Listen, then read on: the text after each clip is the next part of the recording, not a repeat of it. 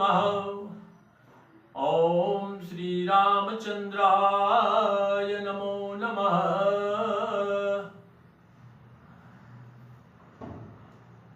भक्त भक्ति समागम चैनल के समस्त प्रिय दर्शकों, आज मैं आप लोगों के समक्ष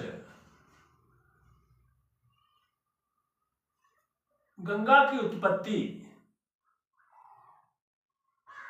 की कहानी प्रथम भाग में और द्वितीय भाग में चौपाइयों सहित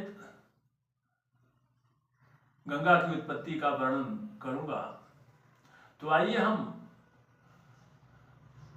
पहले भाग में आज गंगा की उत्पत्ति की कहानी सुने।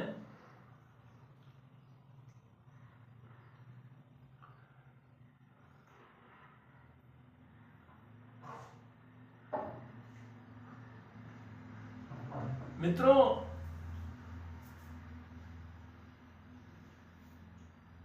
आज बहुत साल पहले, चिरकाल पहले, शास्त्रों के अनुसार जो कथा मिलती है उसी के अनुसार कथा कही और लिखी जाती है।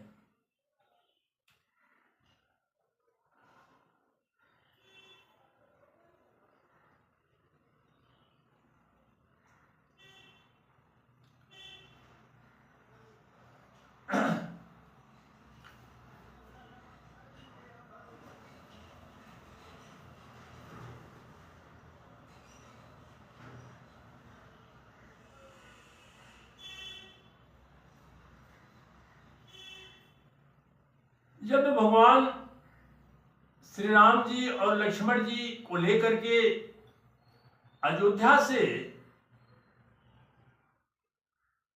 गुरु विश्वामित्र जी अपने यज्ञ रक्षा के लिए जाने लगे बक्सर की तरफ, तो रास्ते में ताड़का और सुबाहु को भगवान श्री राम ने वध किया। इसके बाद और आगे बढ़े तो एक पत्थर की शिला थी। वो पत्थर की शिला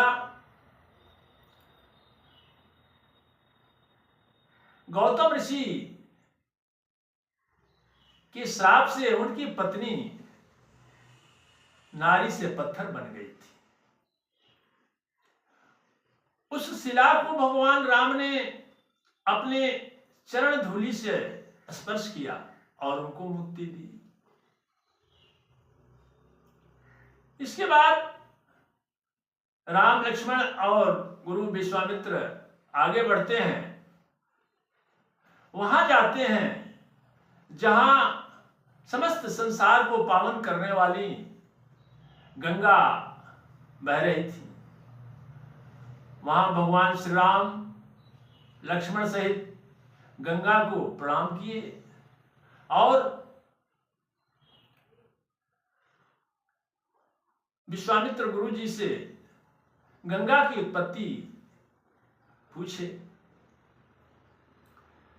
तो वहीं ऋषिवर बता रहे हैं कि हे राम, आपके कुल में एक राजा सगड़ हुए, उनकी दो रानियां थी, एक केसनी और एक सुमति। केसनी के एक लड़का असमंजस और छोटी वाली सुमति का 60,000 थे। लेकिन इसके पहले कहानी यह है कि राजा सगड़ दोनों रानियों के साथ रहते थे, लेकिन कोई संतान नहीं थी। ऐसे ही समय बीतता गया राजा बड़े दुखित रहते थे।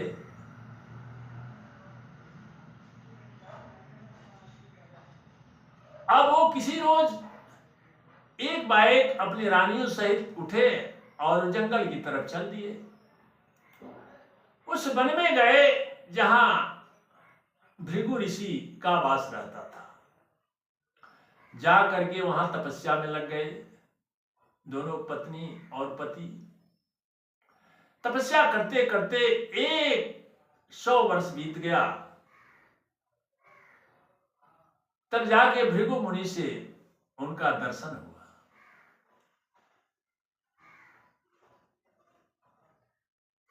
राजा ने अपनी दुख व्यथा ऋषि के सामने प्रकट की। संतानहीनता की बात कही। तब भृगु ऋषि ने राजा को आशीर्वाद दिया और उनकी दोनों पत्नियों को बुलाया।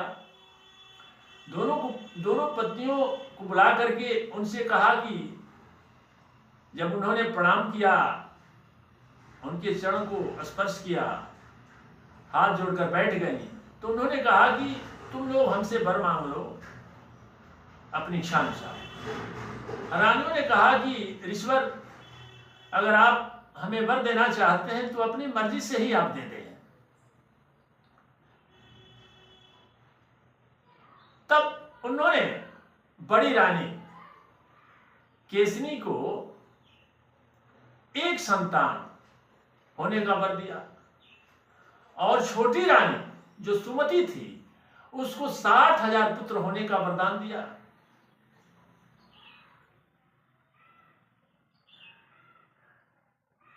और फिर अपने स्थान पर चले गए। राजा भी अपनी पत्नियों सहित पुनः लेकर के और अयोध्यापुरी में चले आए।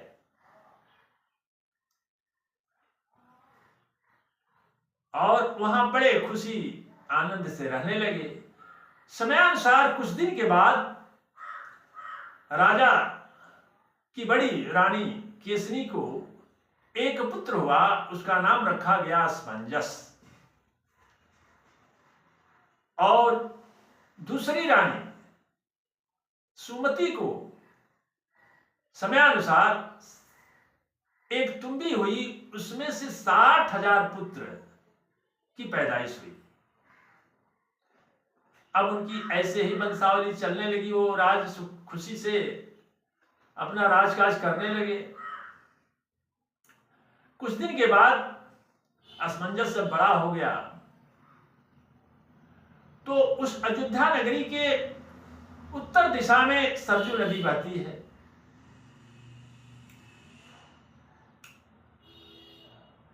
उस नदी में प्रायः उनकी प्रजा के जितने लड़के हैं सब जा करके स्नान करते थे प्रतिदिन। असमंजस जो बड़ी रानी का लड़का था वो एक दिन उठा, एक नाव लिया और जो स्नान करने गए नाव में सभी बालकों को पकड़ पकड़ करके उसी नदी में डुबा दिया। जब नदी में डुबा दिया तो सारे बच्चे मर गए। अब सारी प्रजा रोती हुई बिलखती हुई राजा के पास आए और उनका प्रणाम करके सब रोने लगे, बिलखने लगे कि महाराज, आप प्रजा के पालन में लगे हुए हैं और आपका लड़का हमारे बालकों का काल बना। वो सारे हमारे जितने भी बालक स्नान करने गए थे सबको मार डाला। राजा को बहुत दुख हुआ और उन सबको ढांढस बंधाए और अपने लड़की को बुलाए। उनको उसी समय अपने राज्य से बाहर निकाल दिया। अब वो लड़का राज्य से बाहर चला गया।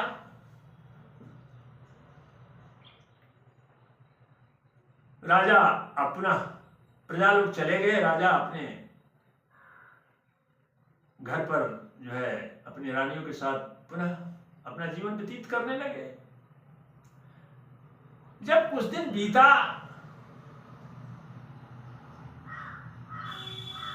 तो असमंजस का एक लड़का था, वही उनके पास था।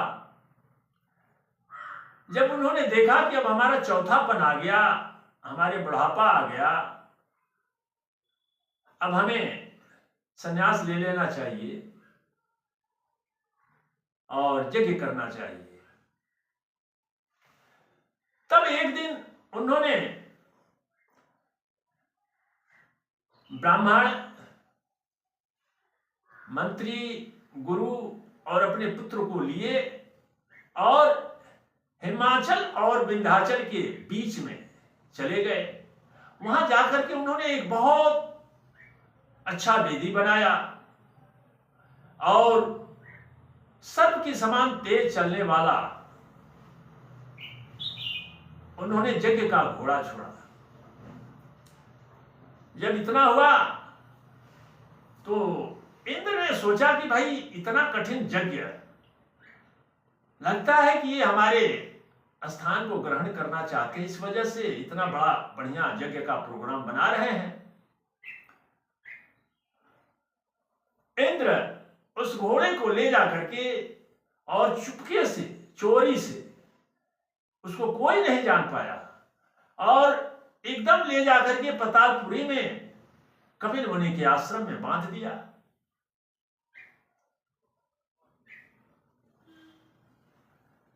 अब राजा के रखवालों ने जब उनको पता चला कि भाई घोड़ा तो नहीं है, कहीं नहीं दिखाई देता है, लगता है किसी ने चोरी कर लिया, अब आए तुरंत राजा के पास और इसकी सूचना दिए। राजा ने कहा कि ऐसी बात है तो ऐसा करो कि तुम लोग उस घोड़े को खोजो, कहीं भी हो इस धरातल पर जाओ, वो ढूंढो।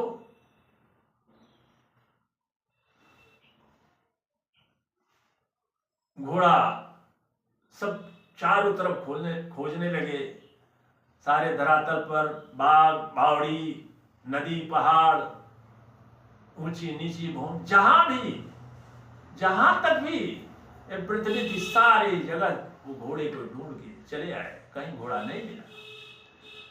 तब राजा के कमेरों ने कहा कि प्रभु घोड़ा तो नहीं मिला। तब उन्होंने आदेश दिया कि ठीक है, नहीं मिला तो तुम ऐसा करो, हमारे ये जो 60,000 पुत्र हैं वो धरती खोदे और धरती खोदते खोदते जाएं, देखें तो धरातल से पाताल तक कहां तक घोड़ा है, कहां जाएगा घोड़ा। यही हुआ। 60,000 पुत्र जो बड़े बली थे, बहुत बलिष्ठ थे, वो धनुष बाण लेकर के और धरती को खोदना शुरू कर दिए।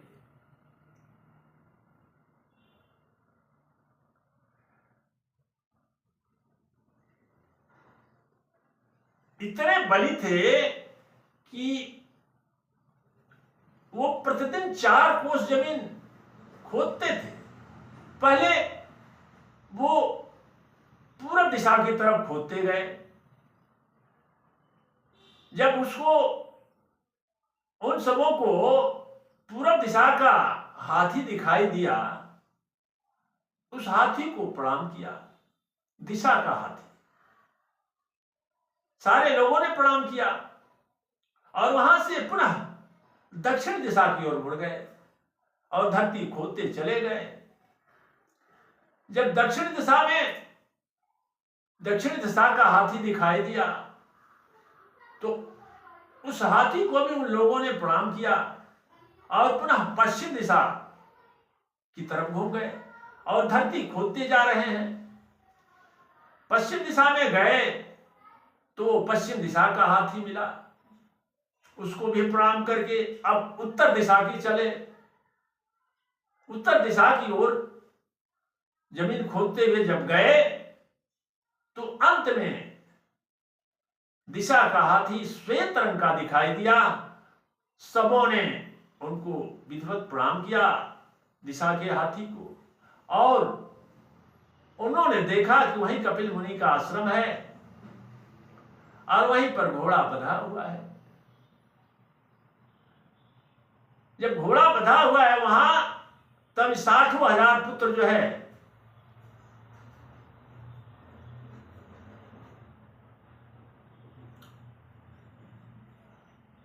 कपिल मुनि तो वहां ध्यान में मग्न थे। ये लोग जाकर के चारों तरफ से उनको नाटी खोटे शब्द सुनाने लगे। इतने में कपिल मुनि का ध्यान टूट गया और उनकी आंखें खुल गईं।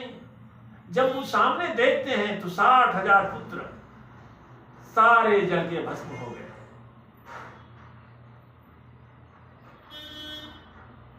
जब 60,000 पुत्र वहीं जल के भस्म हो गए,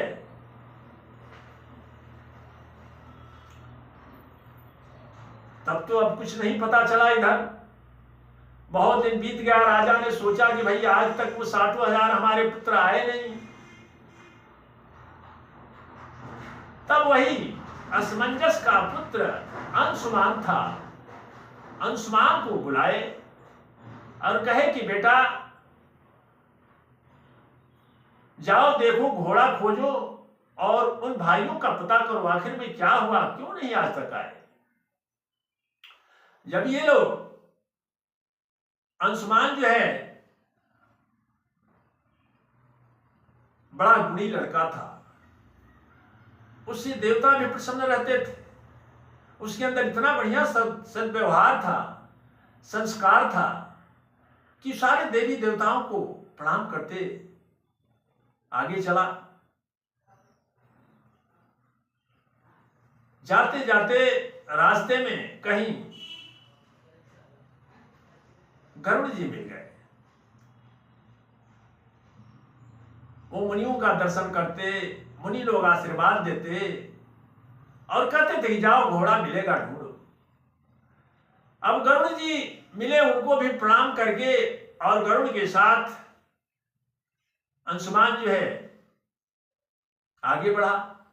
गरुड़ जी सारी कहानी जो पहले बीत चुकी थी सब अंशुमान को बताए।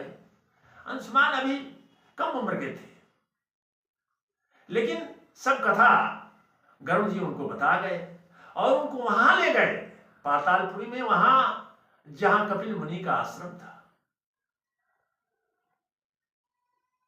घोड़ा वहीं बंधा था।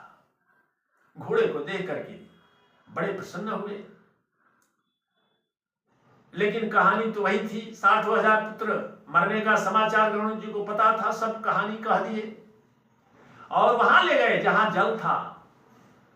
अंशुमान ने जाकर के अपने भाइयों के लिए वहां तिलांजलि दी। पुनः आए और ईश्वर के चरणों में अभिवादन किए, प्रणाम किया, आशीर्वाद लिए। कपिल मुनि सारी कहानी उनसे बताए और प्रेम से घोड़ा दे दिया अंशुमान को। घोड़ा लेकर के गरुड़ जी और अंशुमान जो है चले अपने नगर की तरफ। गरुड़ जी उनके गांव में पहुंचा करके अंशुमान को और फिर अपने घर चले गए और उन्होंने ये बताया कि देखो बेटा अंशुमान, तुम ऐसा करो कि यह प्रयत्न करो कि धरातल पर गंगा आ जाए, ताकि उन 60,000 तुम्हारे भाइयों को तारना है। जब तक गंगा जी नहीं आएगी तब तक उनका तारण नहीं होगा। यही प्रयत्न करो कि गंगा जी आए धरातल पर। और यह कर करके या फिर गरुड़ जी चले गए। घोड़ा लेकर के अंशुमान आया, पिताजी को दंडवत किया, प्रणाम किया।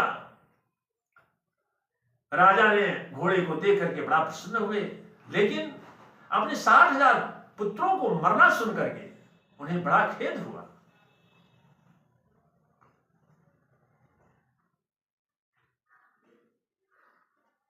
वो तो होनहारी हो ही गई। अब राजा अपने यज्ञ की तैयारी में लग गए।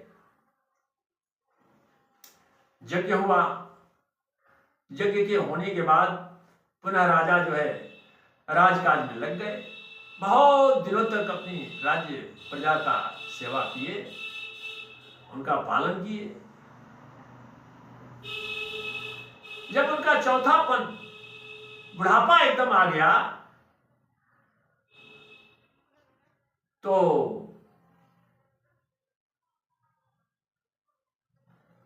उन्होंने सोचा कि अब हमें संन्यास ग्रहण कर लेना चाहिए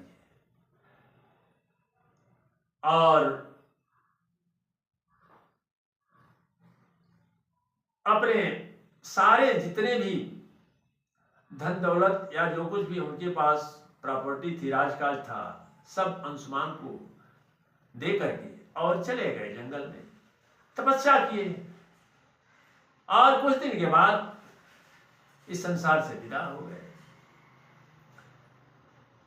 अंशुमान सारी कहानी जानता था। अंशुमान का पुत्र दिलीप हुए। अंशुमान भी धीरे धीरे राज करते करते करते करते जब उनकी उम्र चौथेपन आ गई, तो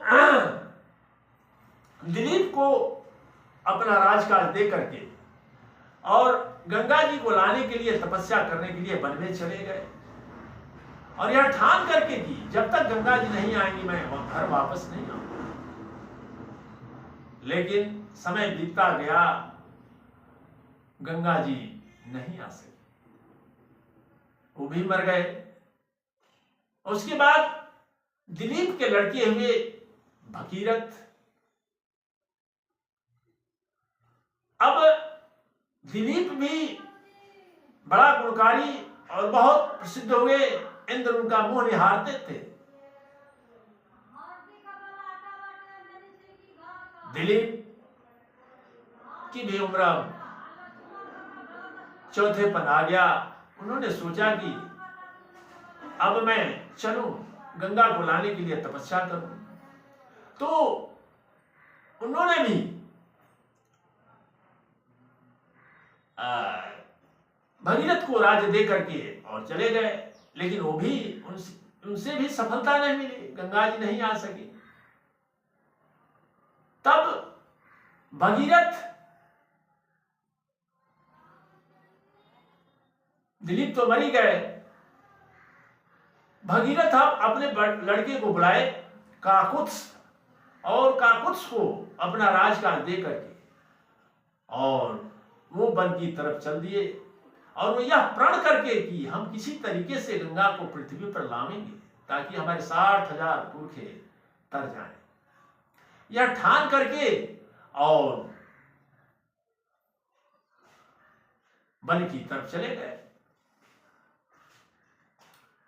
भगीरथ बहुत बहुत तपस्या किए, इतनी तपस्या किए कि वहां ब्रह्मा जी आ गए और कैसे पृथ्वी पर गंगा जी आएंगी, कौन उनको रोकेगा, सारा उपाय बता दिए। अब आज की कथा हम यही खत्म करते हैं। अब भाग 2 में यही शेष कथा हम चौपाई के माध्यम से कहेंगे। तब तक के लिए आज इतना ही। हमारे तरफ से समस्त दर्शकों को राम राम, और हम यही कहेंगे कि हमारे चैनल से सदा जुड़े रहें, लाइक करते रहें, सब्सक्राइब करते रहें, सदा आनंद से रहें, खुशी से रहें।